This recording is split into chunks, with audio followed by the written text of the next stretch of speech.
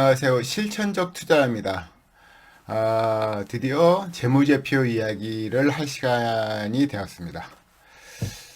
그런데 저도 이제 처음에 투자 공부할 때 재무제표를 공부를 하고 싶었어요. 근데 이제 재무제표 강의를 한 사람도 드물고, 나중에 보니까 실전에 필요한 재무제표를 이야기하는 분은 없었습니다.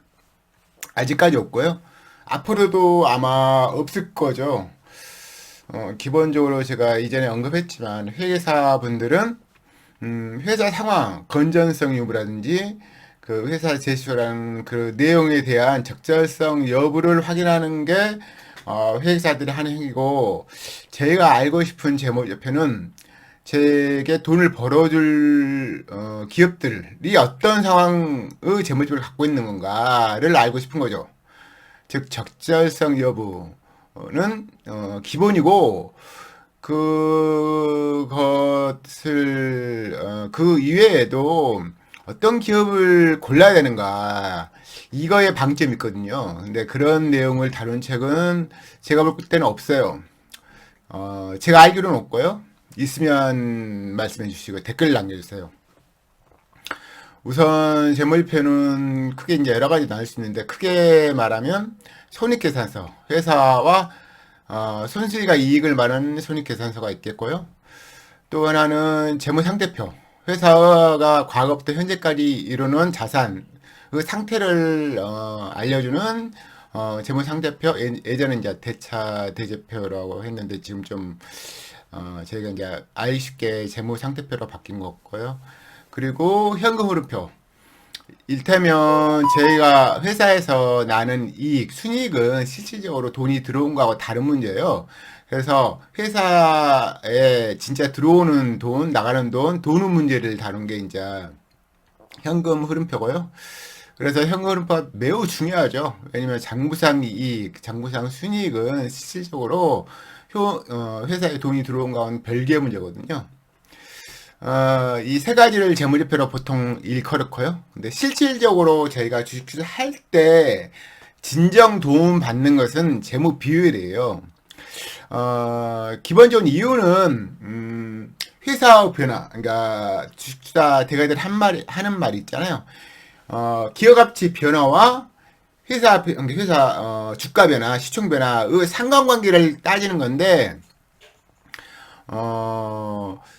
그 상황을 따지 가장 좋은 지표가 재무 비율이에요. 그리고 쉽게 말해서 비율이란 것이 뭔가에 대해서 고민할 필요가 있어요. 비율이란 것은 어떤 기업이, 예를 들어서 이제 비교하기, 상대적으로, 결국 저희가 이제 종목을 많이 보겠지만, 결국은 상대적으로 우위성이 있는 종목을, 물론 이제 가격 문제, 이제 시총 문제를 별도로, 그러니까 비싸다, 싸다 문제를 논외로 하고, 이 회사만 따질 때, 이 회사 변화를 아는 지표는 재무비율을 봐야 되고요. 상대적으로 우위성을 따져야 되잖아요. 좀 더 나은 기업을 사야 되잖아요. 그쵸? 물론 가격적 면을 논의를 하고요. 그러면 좀 더 나은 기업이 뭐냐를 알 때, 손익계산서나 재무상태표로도, 손익계산은 알 수 있는 건 진짜 극소수고요. 재무상태표로도 알 수 있겠지만, 비교하기는 쉽지 않아요. 상대적 우위성을 따지기에는. 그래서 가장 좋은 지표는 재무 비율입니다. 재무 비율은 마지막 시간에 말할 거고요. 오늘 이 얘기할 것은 손익계산서인데, 실질적으로 종목을 고를 때 손익계산서를 보고 고를 수 있냐? 불가능합니다. 그러면 손익계산은 언제 봐야 되죠? 저희가 매매를 한 이후에, 매수한 이후에, 물론 손익계산서가 의미가 없다는 건 아닌데, 실제로 종목을 고를 때는 손익계산서가, 예를 들어서 A기업, B기업, C기업, D기업 이렇게 있어요. 그 여러 기업을 나열을 둔 다음에, 어떤 기업의 손익계산서가 나은가를 뽑아가지고, 고르게, 그러니까 매수하기에는 굉장히 어려움이 있어요. 그래서 실질적으로는, 종목을 고를 때는, 물론 이제 제가 이제 나중에 다시 말씀드릴 텐데, 재무 비율을 보고 먼저 그러니까 선택을 먼저 하게 되거든요. 그래서 쉽게 말해서 손익계산서는 종목을 고를 때 전혀 도움이 안 돼요. 실질적으로 도움이 안 돼요. 그렇지만 손익계산서를 오늘 볼 텐데요. 손익계산서를 봄으로써 용어 같은 걸 알 수 있죠. 용어 같은 걸 알 수 있고, 저희가 매수한 이후에 보유할 때는 손익계산가 중요해요. 왜냐면 그 이제 회사가 오너 의지에서 아니면 외부 영향 외환 관련돼서는 외부 영향을 받는 거잖아요. 그때 이제 어느 정도 영향을 받는 기업인지 외환 손실이 날 수 있고 외환 관련해서 이익이 날 수 있잖아요. 그런 건 알아야 되잖아요. 그렇죠? 그래서 갑자기 매출은 폭발했는데 영업이익이 줄다. 그러면 영업이익이 준 이유에 대해서 알아야 되니까 그럴 때 이제 손익계산을 보는 게 최고거든요. 지금 무슨 말 하는지 몰라야 됩니다. 제가 천천히 설명드릴 테니까요. 아무튼 오늘은 주로 손익계산서를 볼 거고요. 손익계산을 보고 계산서를 보고 종목을 고르지는 않는다. 이걸 아시면 돼요. 어떤 책에도 없습니다. 없고요. 나중에 아시게 될 겁니다. 손익계산서가 뭐냐 제가 말씀드렸죠. 어떤 기업의 이익 있으면 또 손실이 있을 거 아니에요. 그쵸? 그래서 이익과 손실에 관한 내용을 적는 거예요. 적어두면 제가 이제 확인하는 거죠. 그래서 이제 손익계산 제일 위에 보면 매출, 기업의 매출, 제가 매수하는 매출이 나와요. 매출이 뭐죠? 어떠한 기업, 제품, 서비스가 있을 거 아니에요. 어떤 기업은 이제 보통 공장을 지어가지고 제품을 파는 제조업은 주로 이제 제품을 파겠죠. 근데 이제 뭐 네이버 이런 게 보통 이제 서비스를 판다고 평가하는 게 합당하거든요. 그래서 어떤 기업은 제품이나 서비스를 파는데 제품이나 서비스가 나오는 금액이 있을 거 아니에요. 그 금액이 이제 매출액이라고 하죠. 매출액. 그래서 어떤 기업의 제품 서비스를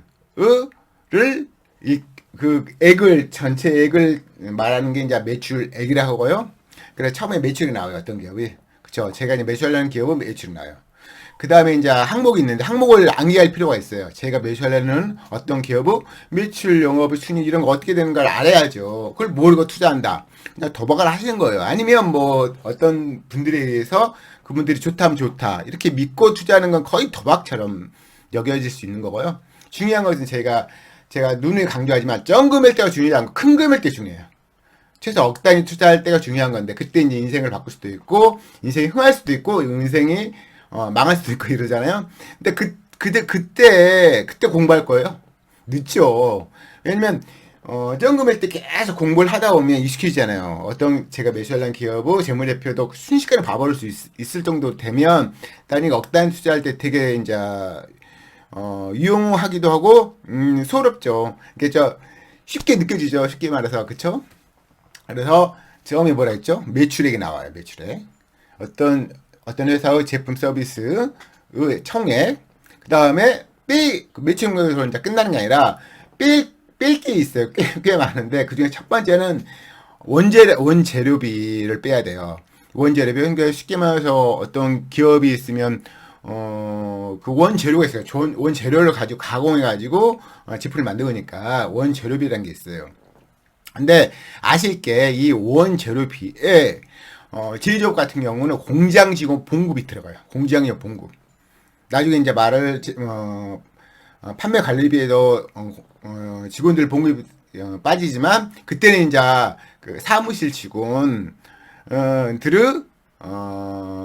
월급 이런 게 빠지는 거고 원재료비에 제조업 같은 경우는 원재료비에 공장력 봉급이 들어가요. 그래서 특히 이제 현대차, 기아차 같은 경우는 이 원재료비, 공장력 봉급이 굉장히 큰 비중이 포지션을 차지하니까 매출에서 원재료비에서 비중이 엄청 커요. 그래서 매출에서 원재료를 뺀 걸 보통 용어로 매출 총이익이라는데 이게 적어요. 왜냐면 이 원재료비에서 현대차, 기아차 같은 경우는 원재료비에 실질적으로 말하는 이제 철강 이런 게 그것도 빠지지만 공장력 봉급이 큰 포지션을 차지하기 때문에 많이 빠질 거 아니에요. 그래서 이 매출 총익이 적어요. 그래서 매출액 대비 이 매출 총익이라 하는 매출액에서 원재료를 빼면 매출 총익인데 매출에서 매출 총익이 몇 프로냐 이걸 따지는 게 이제 매출 총이익률이라는데 이걸 보통 마진율이라고 하죠. 마진율. 그게 낮아요. 그러면 일테면 제가 이제 너무 길을까 좀 걱정되는데 왜냐면 할 말이 되게 많거든요. 그러지만 이제 너무 많이 말하면 어차피 안 들어오기 때문에 요쯤만 말하는 식으로 제가 진행할 거거든요. 그래서 이 마진율 매출액 대비 원재료를 뺀 매출 총이익이 몇 프로냐. 그게 이제 마진율이라고 하거든요, 보통. 가격도 마진율이죠, 마진율. 그렇죠. 마진이 몇 프로야 이런 이야기 많이 하잖아요. 그게 마진율이 매출 총이익률 똑같아요. 그래서 매출에서 원재료를 빼 그 나머지 금액이 매출 총이익이에요. 그래서 1000억이야. 원재료 700억이야. 그러면 300억 남죠. 그러면 1000억 대비 300억 몇 프로? 30%. 그게 마진율이에요. 그게 마진율. 그래서 마진율이 이제 1000억에서 700억 뺐으니까 300억 남아서 이 300억이 매출 총이익이고 1000억 대비 300억은 30%니까 총이익률, 마진율이 30%인 기업이라고 제가 설정하는 거예요. 그 다음에 이제 또 뺄 게 있죠. 뭐, 용어는 판매 관리비라고 그래요. 판매 관리비. 근데 판매 관리비 내용을 보면 대부분, 모든 기업은 그러지 않은데, 모든 그 기업이 똑같지는 않은데, 대부분 인건비가 큰 비중을 차지해요. 제조업 같은 경우는 아까 말씀드렸지만, 처음에 원재료비에 공장이업 봉급이 들어가요. 근데 만약에, 생각해보세요. 카카오 같은 기업은 공장이 없으니까, 그, 제조 공장 봉급이 안 빠질 거잖아요. 그쵸? 그러면 1000억이면 빠진 게 없으니까 원재료 없죠? 빠진 게 없으니까 1000억이 그냥 바로 뭐요? 매출 총익 되시죠. 그럼 매출 총익률 마진율 몇 프로? 100%. 100%라고 말해요. 되지만 그걸로 끝나는 게 아니니까 판매 관리비에서 많이 빼야 되겠죠? 다시 말합니다. 매출에서 원재료를 빼요. 뺀 게 매출 총이익, 이 매출 총이익에서 또 뺄 게 있어요. 판매 관리비라는 게 있어요. 근데 항목을 보면 판매 관리비 뭐가 있냐면 여러 가지 있는데 그중에 이제 큰 포지션 차지하는 게 인건비예요. 인건비. 인건비를 빼야 돼요. 그래서 인건비를 빼고요. 인건비가 보통 대부분 기업은 인건비가 큰 비중을 차지해요. 그런데 이제 종목마다 다 달라요. 예를 들어서 셀트리온이나 의학 관련 의료와 관련된 종목들, 뭐 제품, 그런 경우는 뭐, 인건비도 있겠지만, 연구 개발비가 큰 비중을 차지할 거 아니에요. 그쵸? 그래서 인건비가 큰 회사가 있고, 연구 개발비가 큰 회사가 있어요. 근데 또 어떤 기업은 신제품을 개발한 이러면 광고 선전비를 많이 갑자기 쓸 수 있잖아요. 그래서 광고 선전비도 판매 관리비에 들어가요. 또 밑에 빠지면 또 유형, 무형, 자산 상각비라는 게 있어요. 이게 이제 나중에 이제 말할 제가 재무 상태표에 유형자산 증가, 무형자산 증가가 있는데 거기는 이제 큰 건이고 손익 계산서에 나오는 유형, 무형, 자산 상각비는 유지 관리와 현상 유지를 하기 위해서 유지 관리와 연관된 자산 상각비예요. 그래서 금액이 적을 거예요. 그렇죠? 이거 되게 중요한 내용이에요. 책 열 몇 권 읽으면 나오는 내용이에요. 그래서 판매 관리비에 어떤 항목이 있는가 중요한데 왜냐면 제가 매수하는 기업이 어떤 포지션이 어떤 항목이 큰 비중을 차지한 걸 아는 게 되게 중요하잖아요. 그렇죠? 그래서 인건비 빼고 유형 무형 자산 상각비 빼고 연구 개발 빼고 광고 선전 빼고 또 판매비 관리비라는 게 있어요. 판매비 관리도 빼야 돼요. 근데 예를 들어서 판매비에는 이제 판매비 관리비가 좀 다르는데 그래서 이제 자기 어떻게 이제 설정하느냐 다르겠죠. 근데 보통 게임 회사 같은 경우는 판매 관리비 이런 데서 이제 항목을 이제 그 뭐랄까 게임 회사 같은 경우 어떤 그 연구비랄도 많이 들 수 있겠죠 처음에. 근데 한 번 많이 든 다음에는 안 나올 거 아니에요. 그 다음에 이제 판매 관리비에서 그 게임을 이제 판촉하고 이러잖아요. 그러면 그때 비용을 확 많이 빼요. 그래서 이거는 뭐냐면은 제가 매수하는 기업은 판매 관리비가 이제 많이 빠지니까 비용 문제니까 제가 매수하는 기업이 인건비가 큰 건가, 연구 개발비가 큰 건가, 광고 선진비가 큰 건가, 판매비 관리비가 큰가 이걸 알 필요가 있죠. 되게 중요하죠. 왜냐면은 비용이 일관적으로 계속 똑같이 빠지면 제가 예측이 가능한데 영업이익이 매출 총액에서 판매 관리 빼면 영업이익이거든요. 근데 예를 들어서 일시적으로 갑자기 어떤 항목을 확 늘리는 경우가 있어요. 그러면 그게 어떤 해 갑자기 늘어가지고 영업이 줄 수 있지만 그건 일회성이잖아요. 일회성. 그래서 그 항목 그 일회성인 게 그 비용 지출이 없어지면 그 다음에는 영업이 확 폭발할 거 아니에요. 근데 주가라는 것이 영업이 작살나면 주가는 잘 나거든요. 그래서 이 항목이 어떤 저희가 매수하는 항목이 매수하는 기업의 항목이 어떤 항목이 갑자기 급증하고 갑자기 줄고 이런 것을 아는 게 되게 중요하죠. 그쵸? 설명드립니다. 매출액 있어요. 원재료비 있어요. 매출에서 원재료를 빼는 게 매출 총액이에요. 매출 총액에서 판매 관리비를 빼는 게 바로 영업이익인데, 판매 관리비 가장 좀 큰 비중 차리는 게 인건비, 그 다음은 유형, 무형, 자산 상각비, 그 다음 연구 개발비, 그 다음 광고 선전비, 그 다음 판매비, 관리비 있어요. 그걸 빼면 어떻게 된다고요? 영업이익 나와요, 영업이익. 그래서 처음에 나온 매출액 대비 영업이익이 몇 프로냐. 아까 지금 제가 산정을 했잖아요. 1,000억에서 700억이 원재료비고 300억이 매출 총액이다. 근데 판매 관리비가 만약에 200억이다. 그러면 빼면 얼마죠? 100억 남죠, 100억. 그럼 영업이익 몇 프로? 1,000억에서 100억이니까 10%. 제가 계산 쉽게 한 거예요. 그래서 1,000억에서 100억 나오면 10%고, 100억 나오면 10%, 영업이익률 10%라고 해요. 보통 나중에 다시 설명드리겠지만, 영업이익률 10%, 그냥 허접한 기업이에요. 최소 영업이익률이 한 20% 이상 나오면 유대한 기업일 확률이 높죠. 무조건 유대한 기업은 아니고, 나중에 다시 설명드립니다. 그래서, 저희들이 이제 보통, 이제 나중에 재무 비율에서 다시 설명하려고 했는데, 매출 총이익이 몇 프로냐, 그 마진율, 영업이익률 몇 프로냐, 영업이익률, 이거 되게 중시역이에요. 얘는 A기업, B기업, C기업 있는데 선별해야 되잖아요. 근데 어떤 기업은 같은 매출액에도 영업이익이 높으면 영업이익이 높잖아요. 영업이익이. 그런 거 되게 중요하고요. 이걸로 끝나냐, 그게 끝나는 게 아니라, 또 비영업이익. 영업이익은 이 회사가 영업하면서 벌어든 이익을 영업이익이라고요.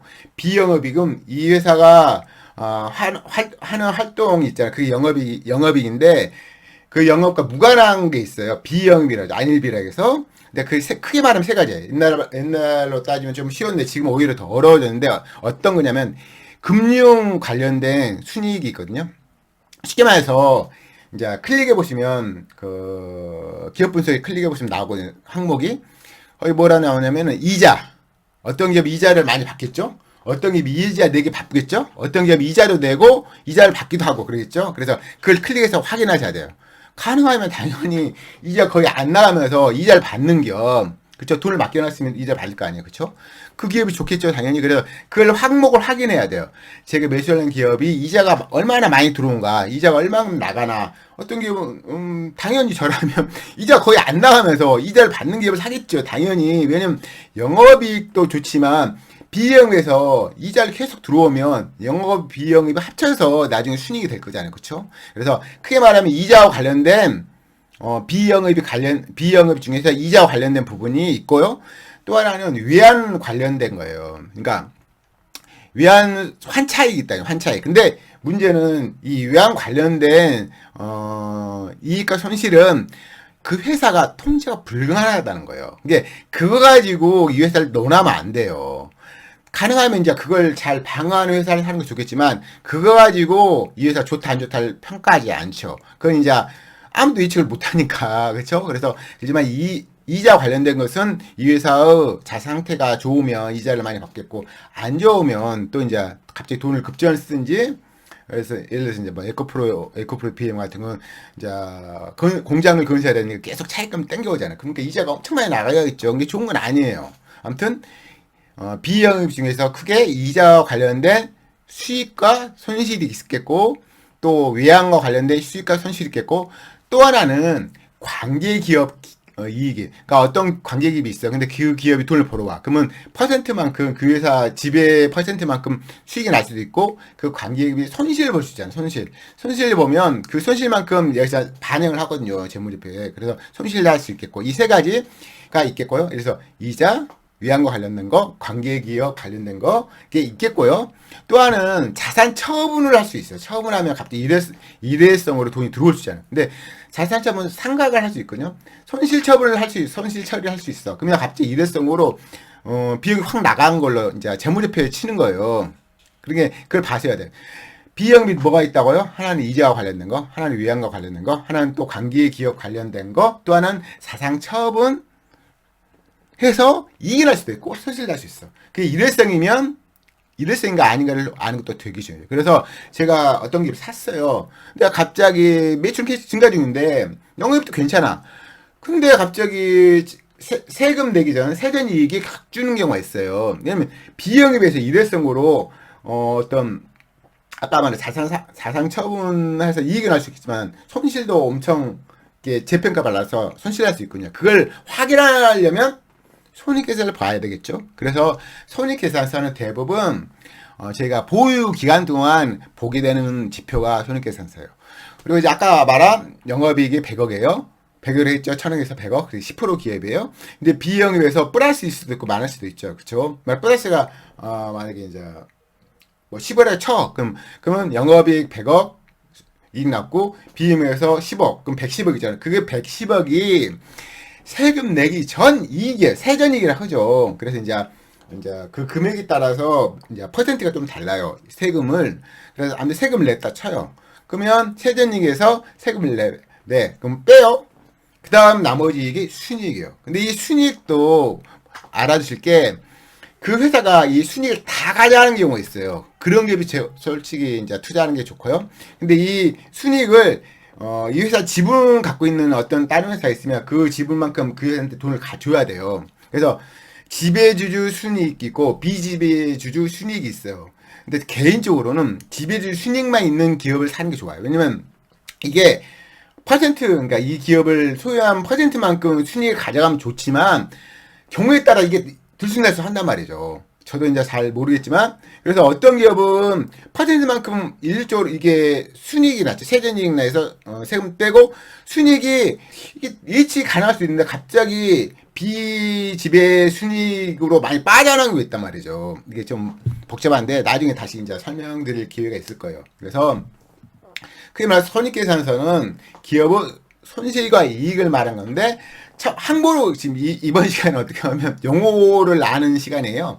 매출액은 해당 기업의 제품 서비스를 금액을 총액을 말하는 거고요. 그 다음에 원재료비를 빼야 돼요. 원재료비에 뭐가 중요하다고요? 공장 직원 봉급이 들어가요. 그 다음 빼면 뭐요? 매출 총이익. 이 매출액과 매출 총이익과 이 몇 프로냐? 그게 매출 총이익률인데 그걸 마진율이라고 해요. 보통 마진이 몇 프로는 이게 많이 하죠. 어떤 제품을 파는 이게 마진이 몇 프로야? 그때 말하는 게 마진율이에요. 근데 아직 저희가 뺄 게 많아. 판매 가격을 아직 안 뺀 거야. 쉽게 말해 슈퍼에서 어떤 이게 1,000원짜리 마진이 몇 프로야? 근데 30%야. 근데 아직 이게 그분은 알바생들 봉급 안 빼고 아무것도 안 뺀 거야.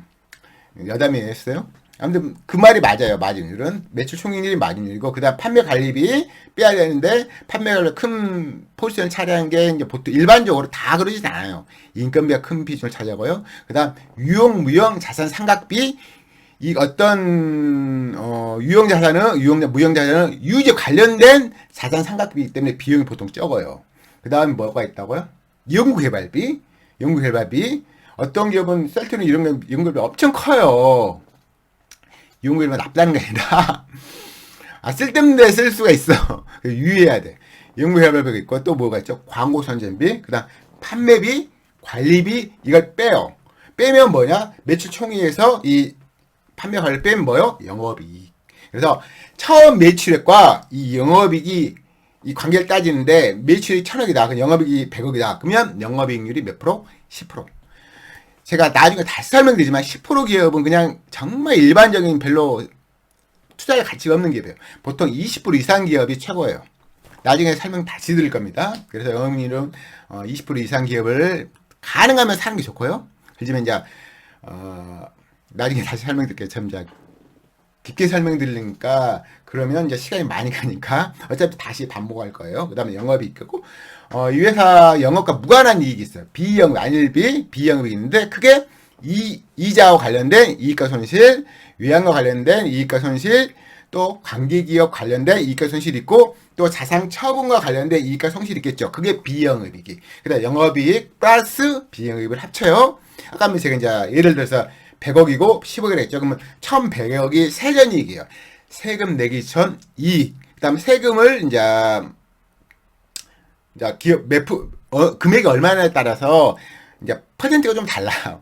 그러니까 다시 보시고 그게 바뀌니까 법률에 따라서 아무튼 20% 전후네요. 그걸 빼면 순이익 남아. 근데 순이익 중에 그 순이익을 다 가져가는 게 아니라 어떤 게 이 회사 관련된 기업이 없으면 이 지배주 순이익을 다 가져가는데 이 회사 관련된 이 회사 지분을 갖고 있는 기업이 있으면 그 순이익을 다 가져가는 게 아니라 비지배 순이익이라고 그 회사를 가져가요.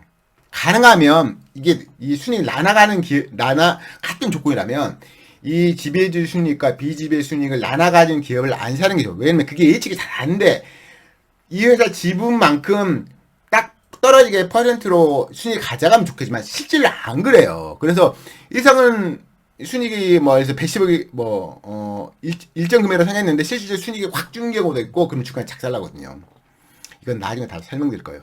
그다음 지금 오늘 설명드릴 건 손익계산서인데 요는 손익계산을 보고 정말 고르진 않는다는 거예요. 그래서 어떤 분이 예를 들어서 손익계산 보고 정보 고르다 이러면 아무도 모르는 거야. 고를 수가 없어. 정보를 고르는 기준은 한 가지예요. 상대적으로 우위성 있는 정보를 고르는 거예요. 손익계산을 보고 상대적 우위성 있는 기업을 고를 수가 없어요. 있다고 하는 아니에요. 아무튼 손익계산을 그래야지만 알 필요가 있고 용어를 알 필요가 있고 영어를 익히는 시간이기도 하고 보유시는 되게 중요해요.